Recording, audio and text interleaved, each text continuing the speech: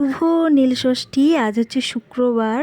তো শুভ নীলষষ্ঠী শুভেচ্ছা জানিয়ে আজকের ব্লগটা শুরু করছি। সকালবেলায় উঠেই বাসি কাজকর্ম সেরে স্নান টান করে যেমন রোজকার পুজো করি, তো নীলষষ্ঠী বলে পুজোটাও সেরে নিলাম আমার এই শিব পার্বতী ফটোতে। তো যাই হোক, পুজো টুজো দেয়া কমপ্লিট। এবার যাব হচ্ছে রোজকার মতনই রোজকার কাজগুলো, রান্না। আর যেহেতু দিনের ডিউটি তোমরা তো জানো, এখন সকাল সকাল রান্না হবে। তো আমার ছেলে আর শান্তনুর জন্যে রান্না করে দেবো। আমি তো আজকে আর খাবো না, কারণ নীলষষ্ঠীর দিন তো আমাদের অন্ন খেতে নেই মাদের। তোমরা সকল মারা তো সেটা জানোই। তো চলে এলাম রান্নাঘরে, চলে এসেছি, ভাত বসিয়ে দিয়েছি। ওদেরকে আজকে ডাঁটা আলু পোস্ত করে দেবো আর ভেন্ডির ঝাল। ভেন্ডির ঝাল আসলে ছেলে খায় না, শুধু শান্তনুকে করে দেবো। আর ডাঁটা আলু পোস্তটা ছেলে ভালোবাসে, খায়, ওর জন্য তাই। তো এইটাই রান্নাবান্না করে দিচ্ছি। আর ডাঁটা আলুটা আগে সেদ্ধ করে নিচ্ছি, তাহলে তাড়াতাড়ি হয়। তোমাদের তো আগেও বলেছি যে কোনো সময় ভালো করে সেদ্ধ করে তাড়াতাড়ি রান্না করতে চাইলে এইভাবে হয়, কোনো তাড়াহুড়ো নেই। তবুও আজকে তাড়াতাড়ি রান্না টান্না করতে ইচ্ছা করলো তাই। তো যাই হোক, ডাঁটা আলুর এখন ঝোল ঝোল করে পোস্ত বানিয়ে দেবো।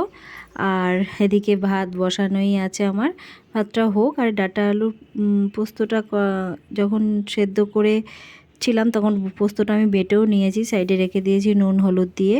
আর এখন গরম তেলে শুকনো লঙ্কা ফোড়ন দিয়ে যেভাবে ডাঁটা আলু পোস্ত করে সেভাবেই করছি। আর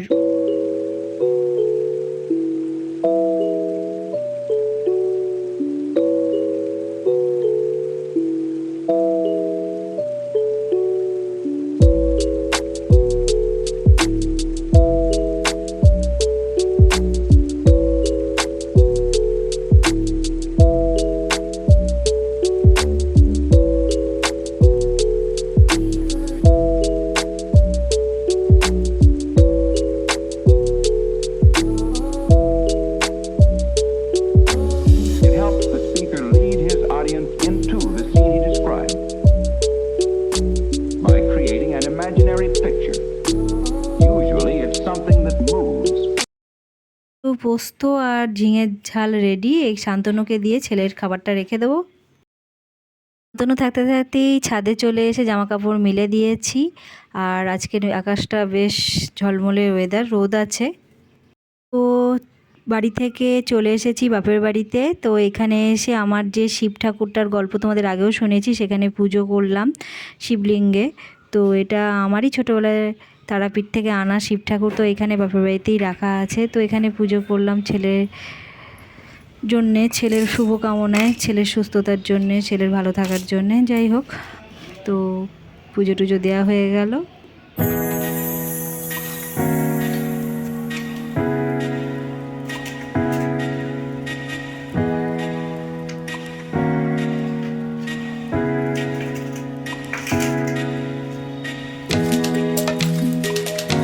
বন্ধুরা, এখানে তো পুজো টুজো দিলাম, আর সকালে তো দেখেছি ওই পুজো দেওয়া হয়ে গেছে ঘরে। তো এখন যাচ্ছি আবার যেখানে আমি থাকি, তো বাড়ি যাচ্ছি, ওখানে গিয়ে জামা কাপড়টা তুলে আসবো। শুকিয়ে গেছে, আমি অনেক সকালেই তো মিলেছিলাম। তো তার আগে হয়তো তোমাদের ব্রত কথাটা একবার বলবো, তারপরে শেষ করব। তো যাই হোক, চলো যাই। তো ছাদে এলাম জামা কাপড়গুলো তুলে নিতে। এলাম, সব শুকিয়ে গেছে। আর আজকে গরম আছে, অল্প হাওয়া দিচ্ছে মাঝে মধ্যে, এই যা। তো জামা কাপড়গুলো তুলে নিই, তারপরে আবার তোমাদের সামনে আসছি। বন্ধুরা, আবার চলে এসেছি বাপের বাড়িতে জামা কাপড়টা রেখে, কারণ ছেলেটা আমার এখানেই আছে। এবার পরীক্ষা তো ধরো হয়েছে, মানে প্রথম পরীক্ষাটা হয়েছে। আর গরমের ছুটিতে তো মোটামুটি সবাই মামার বাড়িতে যায় ধরো। আর আমার ছেলে তো মামার বাড়ি মানে কাছেই, যার জন্যেই ধরো আমরা তো রোজই আসি, কিন্তু সবসময় তো শেয়ার করি না যে আমরা এসছি, এরকম ব্যাপারটা।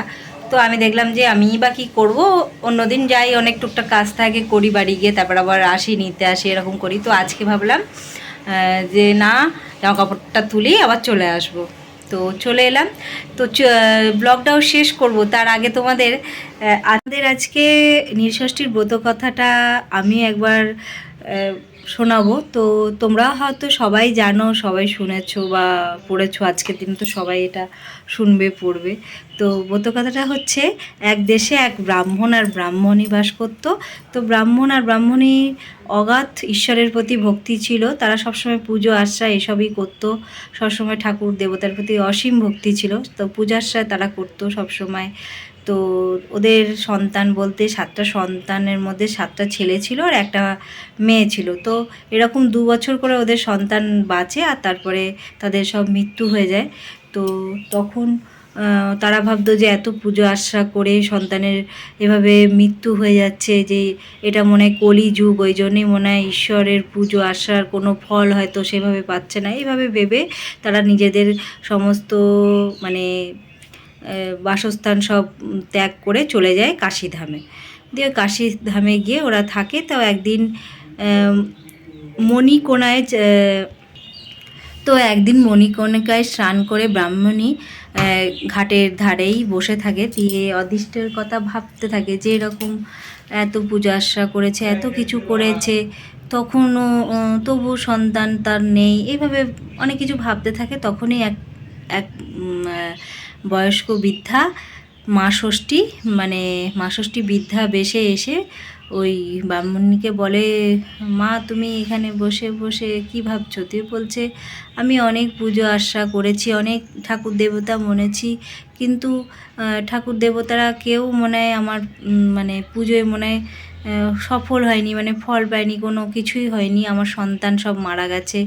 তো সেই জন্যে আমি প্রচণ্ড মানে দুঃখিত। তখন বলছে যে না, ঠাকুর দেবতাকে পুজো করলে কখনোই বিফলে যায় না বা কখনোই কোনো কিছু মানে খারাপ হয় না। তুমি হয়তো নীলষষ্ঠীর পুজো করেছো? দিয়ে বলেছে না, এটা এখন আমি তো নামই শুনিনি, প্রথম শুনলাম। তো বললো নীলষষ্ঠীর পুজো করো, কারণ এটা করলে পারে এটা মা ষষ্ঠী মানে নীলষষ্ঠী পুজো করলে সন্তানের আয়ু বাড়ে, অকাল মৃত্যুর থেকে সন্তান রক্ষা পায়। তো তখন নীলষষ্ঠীর পুজো শুরু করে, মানে ওই কাশীধামে থেকেই চৈত্র মাস ভোর শিবের মাথায় জল দিয়ে সংক্রান্তির দিন উপোস করে সে নীলষষ্ঠীর পুজো করে। তারপরেই কিছুদিনের মাথায় তা 10 দিন গর্ভে তার সন্তানের জন্ম হয়, পেটে ধরে তার সন্তানের জন্ম হয় 10 মাস 10 দিন পেটে ধরার পর। তো তারপর থেকেই তার অনেক কটা ছেলে মেয়ে জন্ম হয় এবং কাশীধামেই তার স্বামীর আয় উন্নতি হয়, সবার মুখে মুখে তার স্বামীর পরিচিতি বেড়ে যায়। এভাবেই পুজোটা আস্তে আস্তে প্রচার হয়।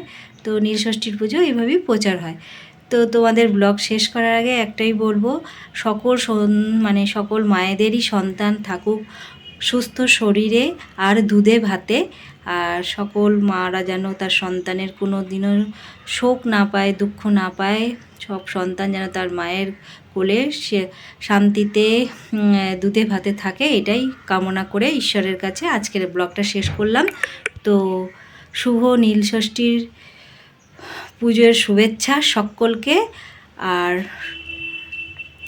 এই বলে আজকের মতো টাটা। আগামী নতুন একটা ব্লগ নিয়ে আবার আসবো। কাল তো আবার চড়ক। তো ভালো থেকো, সুস্থ থেকো, আনন্দ থেকো সকলে। তো আজকের মতো বিদায় জানিয়ে নেক্সট ব্লগে দেখা হচ্ছে।